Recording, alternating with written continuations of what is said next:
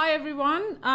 Today is the second episode for Iran site, and we are going to focus on the misinformation about what happened on Friday early morning, and since then in terms of the defense that Iran has been doing, and also the retaliation operations under the name of True Promise 3.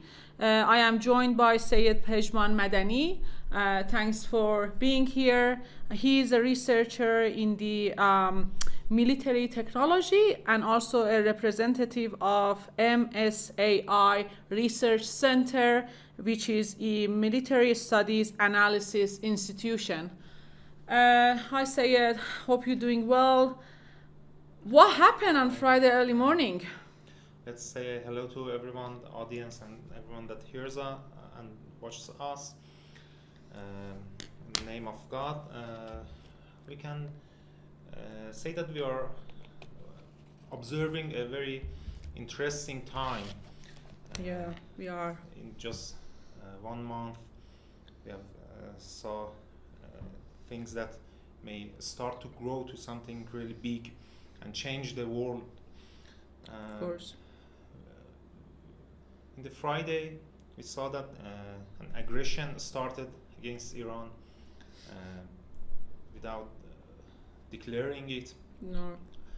The Zionist regime of Israel has started a war of terror and hybrid and joint warfare against Iran. Yep. It's really important to know about hybrid warfare and joint warfare. It's different. How really is it different. hybrid? Can you elaborate on that? Yes, in the old time there was a military operation. Yeah. They made it, they reached some goals, Yeah. and then reports came out of it. Yeah. And sometimes came out and sometimes not, and go on. But today, hybrid warfare has changed the face of wars.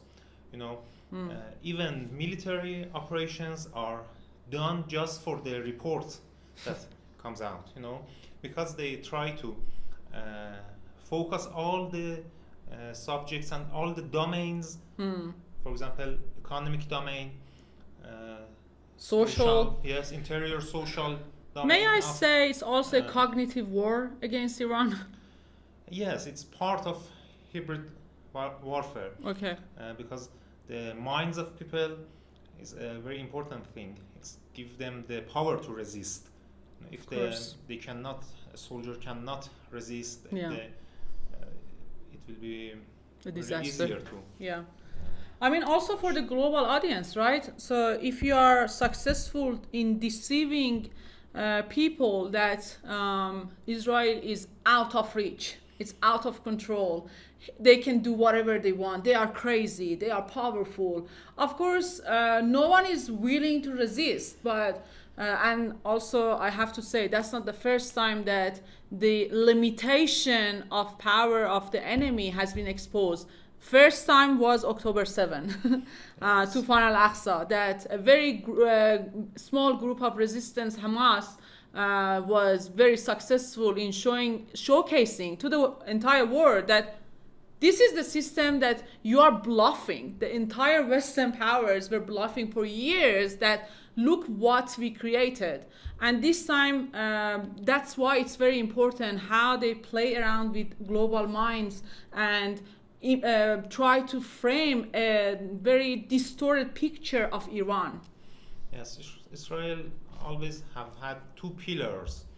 One pillar was we are powerful, we are no one can resist Defeat against us, us, yeah. no one can defeat us, and very powerful. And other pillar was the righteousness, that we are subjects of terror, we are subjects of Holocaust or something like that. After the 7th of October, one of the pillars, we're undeceased, no one can defeat us, we are very powerful, it's crushed. And Absolutely. Yes, and they agreed to lose their righteousness to make the other pillar again. Yeah. Everyone now knows the terrorist face of this is very important. Children killers. This is very important. Like, you can't be at the same time a victim and be at the right side, and at the same time continue doing the genocide. So what you are suggesting is very important. You are saying that they calculated and they get to the point that, okay, maybe we have to choose one, and that is our survival, which is through the genocide, because there is no other way for them. No, Israel has a way of balance of terror. When it started to target hospitals, it was at first some people said that okay, it's not acceptable, it's some reason behind it, some military reason or some mistake or something like that. But they do it to show that, to terrorize everyone. Say that we can do everything and terrorize them. So it's really important now, if the other pillar falls down, it will be a very big problem for them, because they have lost their righteousness, we are victim, they have lost that. And if they lose the one remaining pillar, they will face very interesting. Important. So what do you think? Are they losing, or what's happening? Can we just get back to the early morning of Friday and maybe from there? Yes, they started an undeclared war against Iran by terrorizing, by targeting military commanders and military facilities. But it was not a very big blow enough to even make Iran weak, but in other wars we have seen of undeclared wars, they have very bigger blows. One may think that why they did this, and why they didn't do it very big. The point is here, they could not do more. How did they do it? What happened? We do not know what really happened, because we don't have reach to classified data, and the data that we have is very limited. We are an ungovernmental research institute. We are interested in military technology and tactics and doctrines, and we studied ourselves, and our analyses are based on open source intelligence. All of them. So based on open sources, what do we know? Yes, what we know is the blow did not make Iran dizzy. It's doing its offensive and defensive operations, and so it was not big enough. So the point is that the distance between two countries, of course Israel is not a country, it's a occupying, it's a fake state. Yes, a state, but the lands that they occupy is very far from Iran. They cannot use all they have in this distance. So it's a really important thing about air power. They need air refueling in multiple times. They're doing it now. Yes, but the air refueling limits what they can use, because their refuelings are very limited in all of the world. It's the most strategic asset that they have is their air tankers, and it's not enough. So we see that other countries are helping them, and it's important if this will be eliminated. It's a big blow to the air power.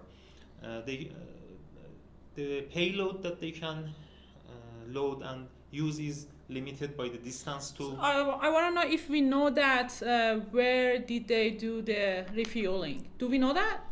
Which countries? Some open source intelligence is available in this. German tankers on the Jordan and Iraq has participated. they have participated in an offensive operation against us. So they are righteous targets, in my opinion. Of course. And many other countries, especially American tankers. I mean, apart from US. yes. They don't have a. It's very obvious that US was directly. I don't intend to use indirectly. They were directly leading the war and the strike against Iran, and I mean we are going to get to the point about that. But I just want to make sure if there is anything. How many commanders have been martyred? I think it's not really important from this point of view. From the point of view of offensive and defensive power of Iran, killing and martyring commanders does not affect it very much. Maybe. Why not? For a small times disturb some things, but as we saw that it did not disturb even for one day. And this is not a statistics that we go and continue and want to know details of it. So what's important I think that the operations are ongoing. It's not disturbed. And what's more, the power of Iran to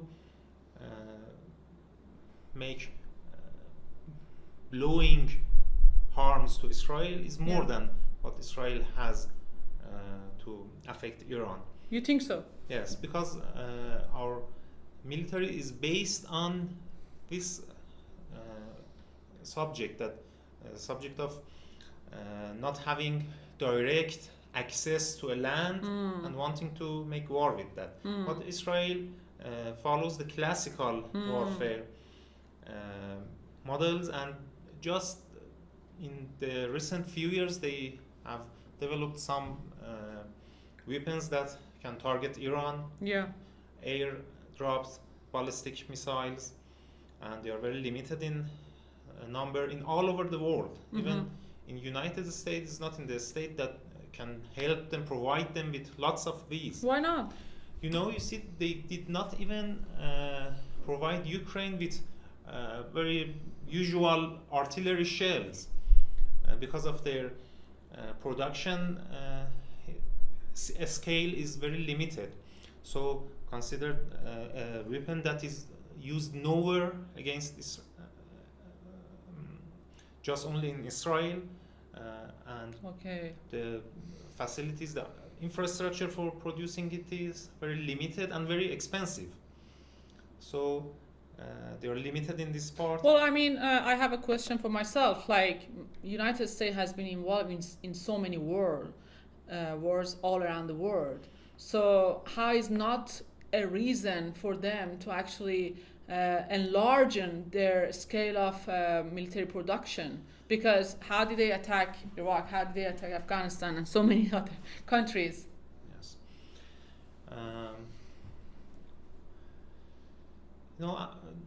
The military production is one problem, and the special production of these weapons is another problem. I start with the second one.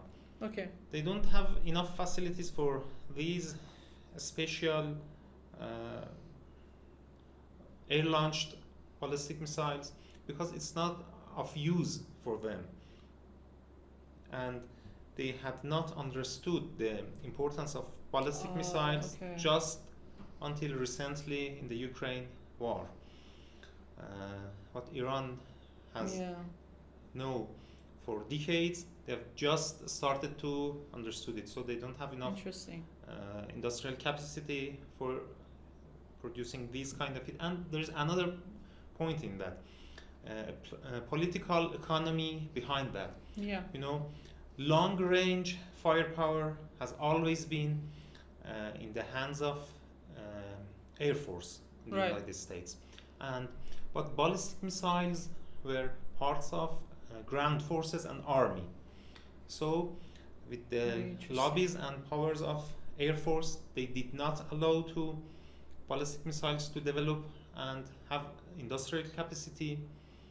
So this is another point that limited them. So today Iran has a long-range firepower, much more capable and in numbers much more than Israel. And it's indigenous, right? Yes, it's indigenous, it's continuing and producing, but in Israel they are very dependent on the US. On the US and I other mean, parts they import. If they are, I mean, they are claiming, I don't know, as you said, there are so many information and misinformation that we cannot confirm, but they do say that they have destroyed some launchers, right? I mean, in the short time, maybe that can have some impacts, but as you also said, and that's a fact actually, less than 12 hours, Iran was able to revive, right? So even for short period of time, Israel couldn't contain Iran. Israel couldn't say, okay, I destroyed the launchers and there is not going to be any attack for me, I don't know, for a week maybe. But I want to say, even if they can, for short time, limit the power of Iran, for long term, we have the production line. What are you going to do about it?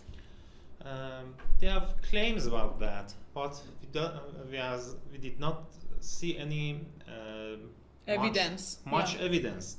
Only a few evidences showed, and half of them were mock-ups, and they were not real damage. Yeah. And as long as we do not see the proof, we cannot accept that what they say and claim. And what's more, Iran has decades planned for fight against the US under the fire. Yeah.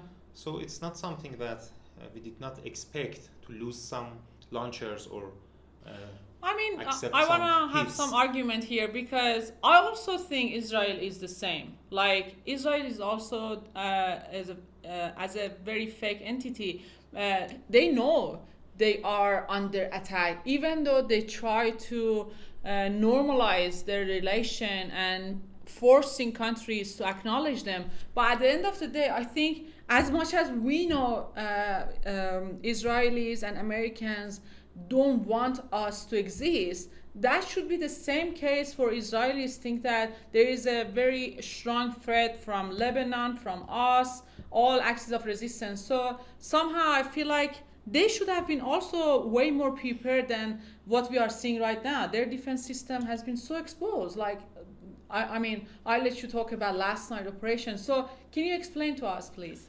Yes, it is so. You know, some people may think that they are afraid, and they will, with only few operations, they will crumble down, and it's not so. You know, it's not a country, not an state. It's a military base. You know, they are prepared for that. They can accept some hits. Of course, their capacity is much less than a vast country like Iran. Yeah. But they have a capacity for them, and it's not right to think that with few operations they will lose. You know, because of the distance, the very large distance, the far distance between us and them, they have some immunity from this point of view, and I do not believe that Israel can be destroyed militarily, and it's not in Iran's plans to. You know, Iran had never planned to destroy Israel militarily, but our military power is as a what we can say. It's not means to destroy Israel. Much more, it's defensive. To cause the issues that are not going to be maybe solvable by the state, yes, and then we can see it right now. People are fleeing the country. And as a defensive means, you know, it was obvious that Israel will attack Iran, and as we saw that it happened. As I said in the fall of last year, that we are seeing that Israel is preparing to attack Iran. You mean the time that we lost Sayyid Hassan Nasrallah? Yes. I said that at that time I said to close friends and people that know me that that I said that United States would attack us in the spring, but it's. You said spring. Yes, I said it. I think it's an acceptable mistake that United States did not and Israel did. Because it was obvious that what they want to do, and they know only military power. What's their logic? But Iran's logic is not destroying Israel with military power, but limiting it with military power, not allowing it to do everything that it wants, and it will be destroyed by soft measures. Very important. Yes, and so it's what's happening, and I think this conflict is so. Iran has not planned to destroy the country, the occupying state with missiles. It's only limited. But why not? It have many parts. One of it is technically, because we are very far. The saying that happens to them. How about if we do a land operation? Land operation is more probable for destroying the occupying state. It's possible, but it needs a very vast logistic. Okay. It's not available now. Okay. But maybe because there are some people asking about this on social media. If yes, that's going to be a case. We don't case. know what will happen in revolution type things in Middle East. Maybe in 1 month or less. What happened in the Arabic Spring, or what happened in Syria in just limited time. Everything changed. If things change and the land road will be open to regime in Jordan, maybe something happen in Iraq, in countries that have even Syria. border. Yes, Syria. It's possible. Okay. So do you want to just a little bit explain about what happened last night, the operation that Iran had? There are limited data about that, but Iran is using and showcasing one by one very professional and advanced and very special types of its missiles. Okay. And how are they special? For example, there are some data about intercontinental missile. Wow. That some supporters of Israel should mention and be cautious about. Yeah. Iran has put satellites into orbit. Yeah. Technically, it means that it can hit every part of the world. And if it's used in near distances, it can have more payload and more destruction power. Yeah. But it's not using them, as I say, to militarily destroy, but to limit the regime and to show the supporters of regime. So you think, are we going to continue the operations? Yes, I think it's continued so that would be other parts and other routes of destruction of regime comes up. Okay. Thank you so much. That was very important. You're welcome. Yeah, like what is happening right now, there are so many layers in this war against Iran.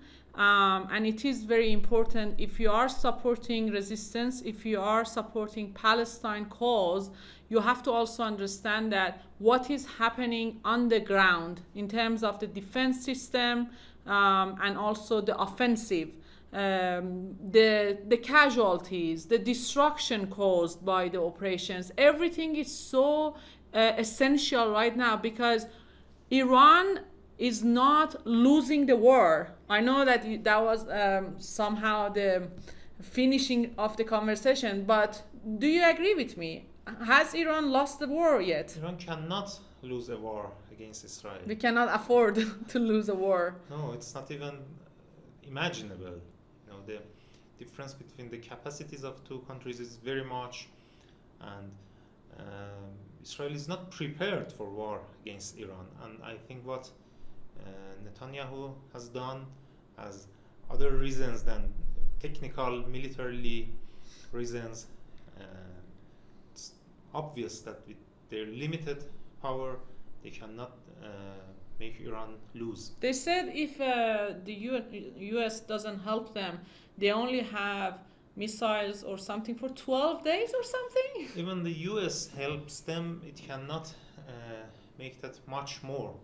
Okay. Yes, because the industrial facilities for that is very rare in the whole world. Okay. You know, what they use is very sophisticated and very extremely expensive, and it cannot be produced very much. And Americans cannot afford it. And they use it very extensively. Okay. 10 times more than our missiles. For each missiles that reach the ground, they expend 10, 12, even more missiles. Wow. So they cannot continue like that.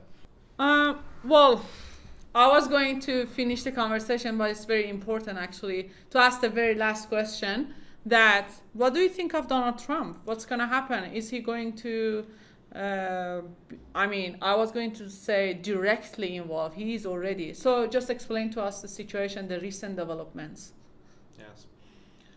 No, what I saw by the details obvious in the political and military situation, I said it from the fall of last year. I saw that, said that United States will attack us in the spring.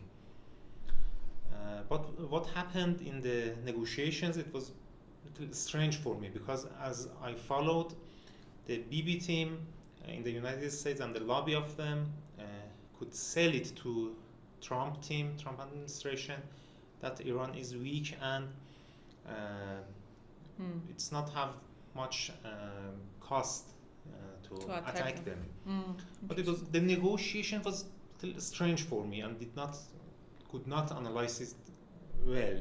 But now it seems that everything makes sense. Yes, everything makes sense. It was preparing time for logistics of Israel.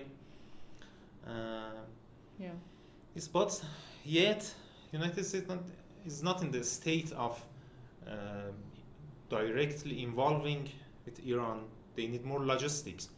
You know, from the political point of view and what happens there, I think they have accepted that it's not very expensive to attack Iran before these days. You mean before the retaliation of Iran? Yes. We should see that what the effect of these operations on. I mean, they did claim that they have control over the Iran airspace, but then last night we attacked Israel. So how come you can have? No, that's not true. You know, as long as you don't see air tankers on Iran's soil, on Iran's airspace, it means that they do not have the control, and that's enough for us. You know, even if we lose some part of our control over airspace, which is possible. You know, even the most dense air defenses like Israel is penetrable. You know, and it's not economic to try to make 100% defense. You know, defense is always lower than offense. Interesting. Because of that, as long as we remain enough powerful that they cannot use their heavy assets on Iran, like heavy bombers, like tankers. But what does heavy mean? Means bigger aircrafts that are not very maneuverable. And they haven't been used yet? No, they haven't been used yet, and not even near Iran. Okay. Yes, and that means that because of the distance between Iran and Israel, they cannot use much munition. So you don't think they're gonna use Gulf countries? Gulf countries know that they are destroyed very easily and they are trying, they even paying, I think what they're paying to Trump was partially due to that they did not want to be involved in the Well, war. I think I need to invite you for another episode so we can actually discuss about this, because it's very important, what Iran has been doing and the way we are interacting with the neighboring countries. It's so important to send the message to them. If you do this, that will be the consequences for you, right? And if we are not safe, you're not going to be safe as well. Thank you so much for discussing very important issues about defense and offensive matters. And thank you guys, and see you soon.